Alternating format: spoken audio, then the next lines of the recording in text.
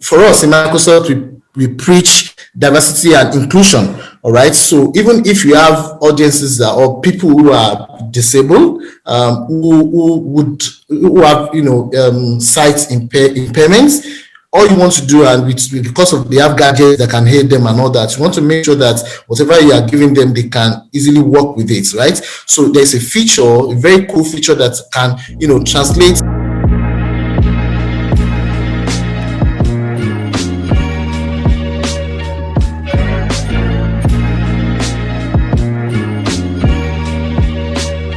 Many times these days, many of us, when we get onto the system, we spend so much time on the system trying to work, and because of the brightness of the screen, or sort of our eyes have been affected, and as such, we've got to take on glasses, as the case may be. So Microsoft has taken the initiative to put in things that can help our eyes as we go on with our daily lives working. So I'm sharing my screen. I'm assuming that you guys can see my screen right now. So to start with, I'd like to show you the new themes in Microsoft Office that will help with our eyes, as it were. So to do that, these features, right, it cuts across all apps. So if you are, for instance, in Microsoft Word and you make a change in Microsoft Word, that change goes with you to Excel, PowerPoint, and the likes, right? And beyond that, because we are cloud-based these days, right, it goes with you to any device, as it were. So if you switch to your mobile, if you switch to another system and all that, you carry on that feature with you. So to do that, you just come to File here, and then you go to Accounts, right? Once you get to Accounts and you activate the Accounts option, you will see Theme. So you can see what comes preloaded is colorful. So you can change it to dark gray, black, or white, whatever suits you. So for the purpose of this conversation, I'm just going to pick on dark gray. And you see, the moment I pick dark gray, my background and everything changed to dark gray. If I go out of this, mind you, I did this from MS Word, right? I'm going to switch to Excel, and then you'll see that this same feature, follows me to Excel. This is Excel, and you can see the dark gray features of my background. If I feel this is not good enough, I can come back to File, go to Account, and change it. Maybe black is what I want. And I change it to black. So that gives me another flavor. If I switch back to my Word, you'll see that the background is already, the theme is black. So that's it, one feature, one very cool features that you can leverage to safeguard our eyes as we continue to work on systems day in, day out. I'm going to switch back to the one that is colorful, just so I can continue with my presentation. So from there, I would like to also show you, things you can do around translation. These days, with what COVID has even presented us, and with our clientele base, we're global, right? You can be in Nigeria and have clients that are outside of Nigeria. 1, 2 that are not even, that English is not even their primary language, as the case may be. So gone are those days that when the same document will be asking for translation and all that. What Microsoft has done is to intuitively put in translations into our solution. So for instance, this document that I have, if I want to translate it, let me start with this paragraph header. If I come here and I highlight the document, the parts that I want to translate, all I need is go to Review. From Review, you will see Translate. All right. Once you click on Translate, you can translate this section that is selected, or you can translate the whole document as you deem fit. And that's where you can also set translation preferences. So if, for instance, you naturally would translate every document to English, you can set it as your preference. Or if you translate any document to any other language, you can set it as your preference. But for the purpose of this, let me just click on Translate Selection, and then you will see that what I have here is that the translator window has put up. The system is so intelligent to know that the selection is English. Whatever language that is there, it will automatically detect the language, and then you will see the portion where you need to select the language you want to translate it into.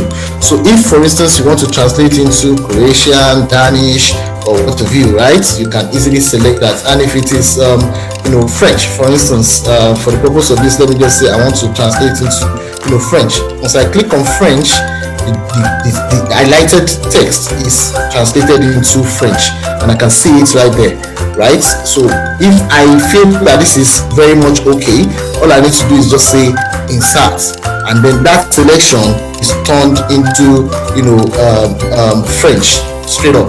All right. So another thing I can do is to say, beyond translating an header, let me see if I can translate this entire paragraph, right? Even if you're speaking to a competent translator, you see, because I have my translator window open, immediately I highlighted the original text is detected, the original language is detected, and then it's also converted to French straight up, right? That shows, how fast, how intuitive these things can get. And I'm sure if we have to, work with a voluminous document, I'm not sure how many hours it will take a competent translator to do this. This, is being brought to us with the power of artificial intelligence, what we call AI, and that is what has been built into our solution. If I can move quickly, right, to another feature that is very, very cool. For us in Microsoft, we preach diversity and inclusion. All right, so even if you have audiences or people who are disabled, who have sight impairments, all you want to do, and because of they have gadgets that can help them and all that, you want to make sure that whatever you are giving them, they can easily work with it, right? So there's a feature, a very cool feature that can translate. Let me undo this translation I did earlier. Wait. So what you can do is to say, okay, this text, can you please read them? So once you highlight a text, all right, and assuming you are standing in the home menu, you come to review still, and then you see this button, read aloud. Once you click on read aloud, the text Siemens supports its members and students with its technical information service, TIS, for their work and their CPD needs. You see, that is text to speech. Now, you might assume that this is very fast. Nobody will follow through and all that. You can then come to the side of the window here, where you have the settings for this text to speech, and then you can adjust the speed. All right, as you deem. Once you feel the speed is cool, test it again in words, and then just our information specialists and accounting specialists work closely together to identify or create authoritative resources to help members resolve their. So you can see this appears to be very slow, so you can then move it forward a bit, and then there you go. Work-related information needs. So that's how text to speech works. There are two ways to actually actualize the text to speech, right? So another way is to go to view, right? Under view menu, you will see immersive reader rather. So from immersive reader, once you click, you will see the menu for immersive reader come up, and then you can just say read aloud. Siemens supports its members and students with its technical information service, TIS, for their work and their CPD needs. Our information specialists and accounting. So I'm going to pause there. That is to show you how text to speech can be achieved. And if you have people who are impaired, with their visuals, this will be a very good tool for them to use. Moving on quickly, I'm going to move on to how you can leverage office sounds, right?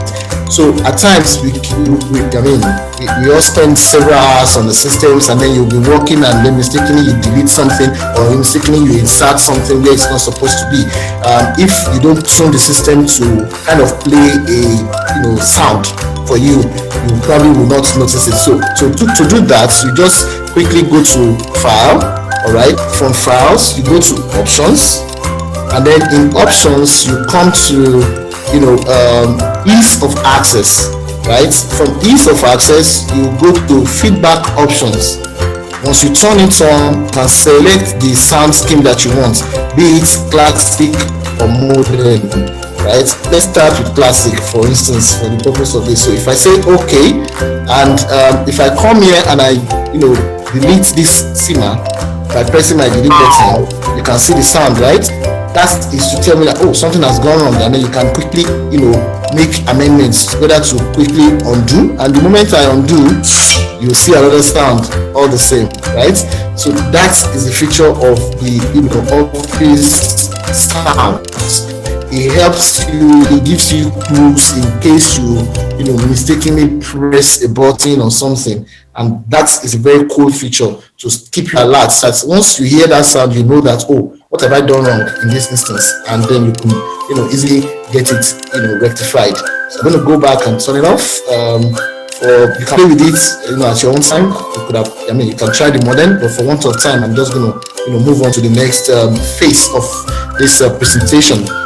Moving on quickly, I'm going to switch to Excel right now, and I'm just going to show us some cool features in Excel. I'm very much aware we're talking to lawyers, so you might be wondering, what do I want to do with Excel? But I mean, you would agree with me that many of you have become very technical in nature these days, right? And that's why it's always good to showcase this so that you can leverage all of the tools that are there. What I've done is to draw some objects here, but if you want to get to these objects that I've drawn, all you need to do is come to Insert, and then from Insert you see Illustrations, right? From Illustrations you see Shapes, and then you can see the various shapes that are available. So all I've just done is to just draw all of these shapes in readiness for what I want to show us. Now, what do I want to show is that Excel now has this intelligence to help you connect shapes effectively. So for instance, if I select this arrow line connector, the moment I'm on an object, I can see all the points where I can connect to that object.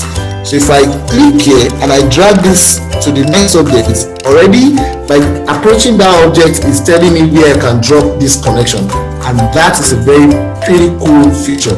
Once you drop it, you see your connector right there.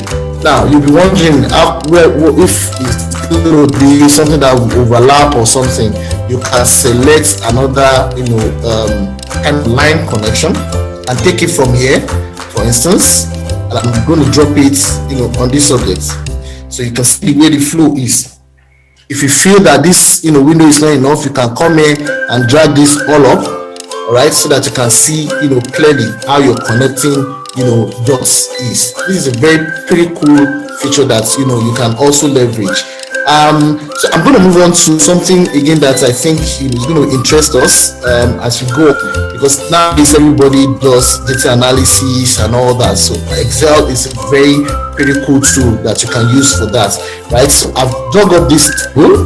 It's a table of COVID-19 cases in Nigeria. I called this up from NCDC website, and what I want to show us are some pretty cool features of Excel, right? When you're dealing with a two-dimensional table like this, right? So let's assume I just want to see the top 10 states. Once I've highlighted both the states and their figures, right? All I can do then is to go to Insert. From Insert, before now we don't used to have recommended charts in Excel, and you would agree with me if you've ever used Excel that well. So from here, if you just click on recommended charts, you will see the various two-dimensional charts that you can use. Various types. One pretty cool feature I want to show you is what we call the funnel chart. The funnel chart, the way funnel is, right, from the largest to the lowest, like that. And this is a pretty cool tool that you can use to present data to people, and they can easily understand it, right? If you are not too cool with this style, you can choose another, like pointing on the chart styles, and then you will see the various styles that are available. Whichever one suits you most, you can put it there. I would like the one that show me the figure on each of the lines. So I'll stick with this one, for instance, and you can then begin to edit your charts as you want. All right, this is a very pretty cool tool that is new. It's called Funnel Charts, and it's something that you would really enjoy. Another thing I want to point to our attention here, I don't know if you saw it, by the time I was at recommended charts, right, you will see that there is a map chart here. This is one cool feature for 2D maps, right? Now, because I'm selecting states in Nigeria, look at what Excel has done intuitively. Is to drop the map of Nigeria, select the states that is, and then choose a key to say from this point to this point, which is the highest. And then you can see the different shadings and states and all that. This is a very, very pretty cool feature that you can leverage if you're dealing with your international customers or even nationally, right? So you can demonstrate good cool features of data representation to your clients, as the case may be. Moving on quickly, I'm going to switch to PowerPoint. Many of us know that presentation today is very, very cool with PowerPoint. The first solution that comes to mind for presentation is PowerPoint, right? So I'm just going to show us two pretty cool features in PowerPoint, right? Maybe three, right? If time permits me.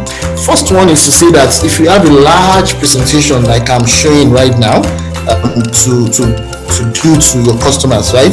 You want to make sure that you organize those presentations in a way that even for you easily get by, right? So this feature is called the Zoom feature, right?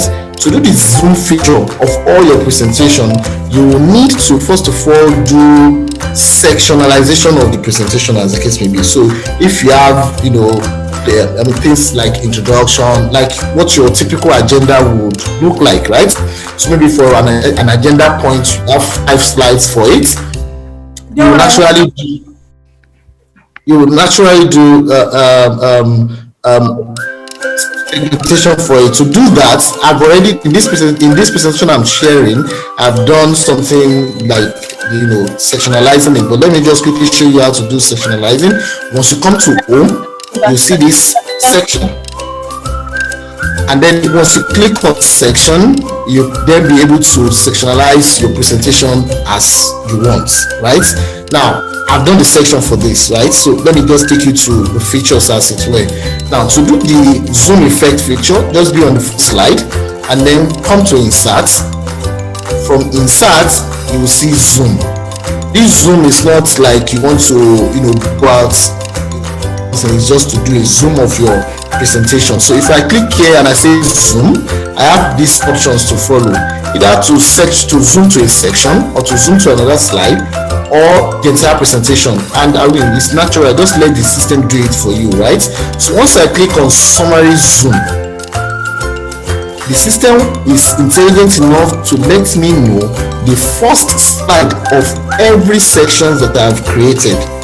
So section 1, section 2, you can see the highlighted slide there. This section 3, this section 4, down the line like that. Okay, so if I say insert, and before you insert, you can already see that there are 5 sections because I can see 5 slides selected, right? This tells you that I have 5 sections in this presentation. If I say insert, the next thing that's going to happen is that it's going to insert a summary section for me. So if I come here, I can just call this one executive summary of my presentation, and then I can quickly come here and say, what, I don't want this slide type, so let me change this slide type to something that I can relate with. Once I click on home, I can come here and say, what, help me to change slide layout, and I can say I want it to be on a blank slide. So you see, that's my slide, that's my summary. What I do now is just blow it out.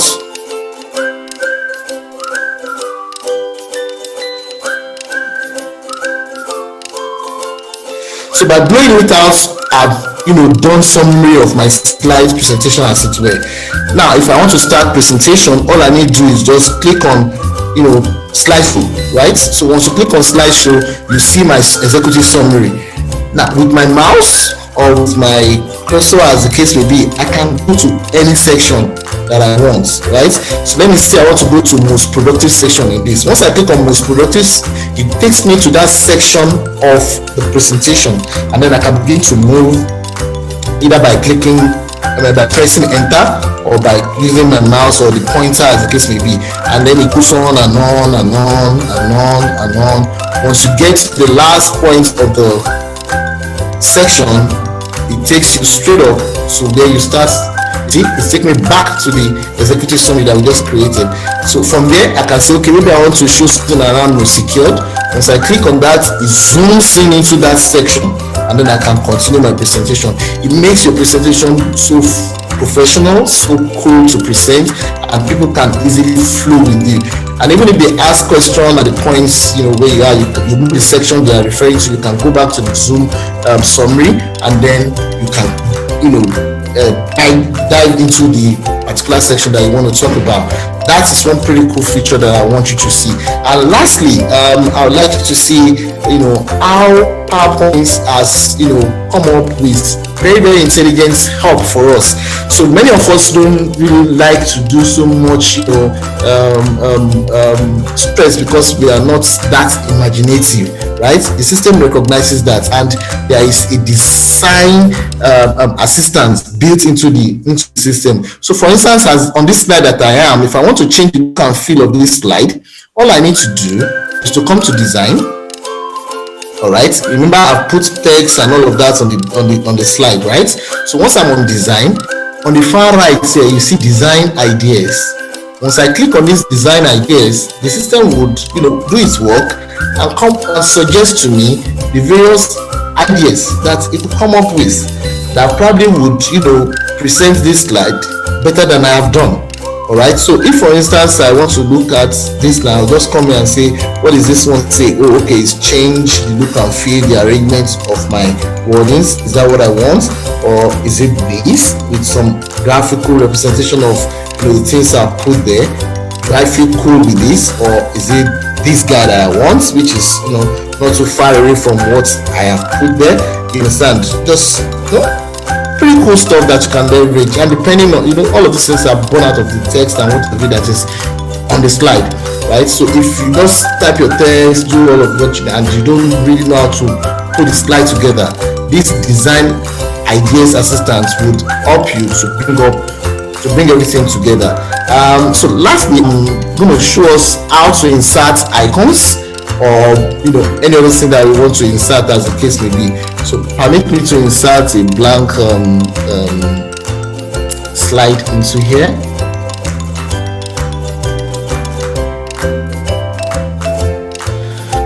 So now on this slide, right, I want to insert some very cool stuff that you can leverage, right? So if you come here and I want to just insert an icon, as the case may be, all I need to do is just come to insert.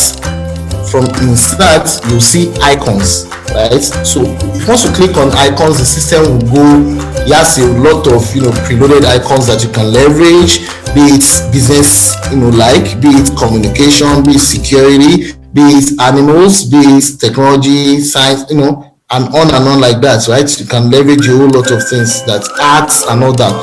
But assuming, I know we're a gathering of lawyers, right? So Gavel is something that comes to mind very easily. So I'm typing Gavel. That's if you can't find what you're looking for, just type the words, and then if the icon exists, you say it. So you can select multiple, or you can just select one, right? For the purpose of this, I'll just select this, black Gavel, and once I say insert, the Gavel shows on my blank screen, and then I can adjust the color. I can adjust the shape as I want. All right. That's one pretty cool stuff that PowerPoint gives us, right? And then to leverage it further, if I come to graphics format, I can actually convert this graphics into a shape, and then I can work with it as I want. So by clicking on convert to shape, right? Once you convert it to shape, I can then come here and say, what, I want to change the color of the line. I want to change the color of the fill to something funkier for people that like funky things and all that, right? So that is how to insert icons. All right. One pretty cool stuff after this is to insert the 3D models, right? So because everybody's gone 3D these days. So once you come to insert still, you see 3D models, right? Once you click, if you have stored your models on your system before now, all you have to do is just say this device, right? Let the computer search this device for you, or you see get to look for it anywhere else, right? So as the model, as the 3D models load, you see the various types of models there are depending on what you want. And as you scroll, you definitely will not see everything. So if you have something in mind, all you need to do is just come and type it, just like we typed gravel the other time. So for me, a cup of coffee is a must every morning. So let me just say coffee. And then voila, you see different types of cups of coffee being displayed, right? Let me pick this. I like my coffee black. So once I pick it, the next thing I'll see is that the system will import that 3D object into my presentation, and then I can begin to work with it as I want. Just the moment it will come now. Yeah. So you'll be wondering, oh, but this cup, when we saw it, we were seeing what was inside, right? So first thing first, as it is, you can begin to reshape the cup, to the size you want. All right. And then the beauty of the 3D feature is that once you come to the middle here, it means you can turn this thing however you like. So by coming here, I can, twist the cup until I can see, some coffee, right? Which is not too far away from what we saw earlier. That's the beauty of 3D. If I so wish that I don't want my cup to be left-handed, I want it to be right-handed, all I need to do is just come to the middle and then, turn it.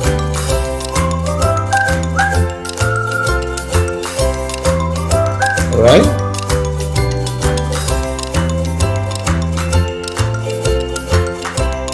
Great.